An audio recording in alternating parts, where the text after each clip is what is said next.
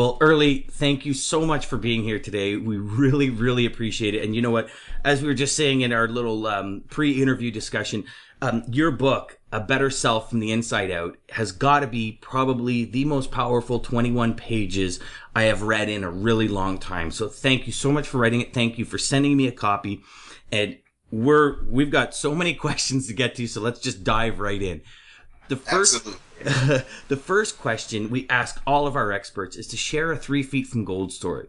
That's a story where you found yourself up against this seemingly insurmountable wall, but through whether it's through family, friendships, maybe a good book, maybe even a movie, somehow you dug down deep and you found what you needed to break through that adversity into freedom.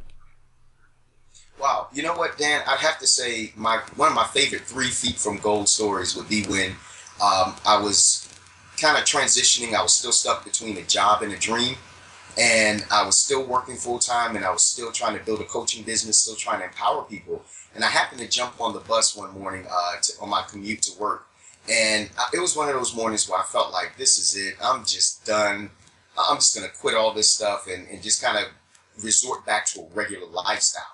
Just be a regular Joe, a regular worker, be, no lofty dreams. And I had in my briefcase a copy of Dr. John Sperling's book, A Rebel with a Cause. Now, Dr. John Sperling is the founder and the creator of the online concept from the University of Phoenix.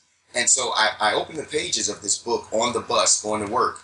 And it was amazing because at this portion in the book, he was on an airplane from California back to Phoenix. He had just flown out to get chemo because of his cancer. He had prostate cancer.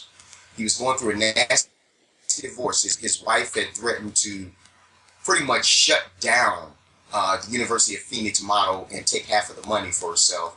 And the education department in Phoenix was fighting him for accreditation. So he had a meeting that morning. So he's on the plane trying to catch a nap. And he was talking about as soon as the plane lands, he's got to hit the ground. And he had 3 meetings set up, and then he had to teach that night.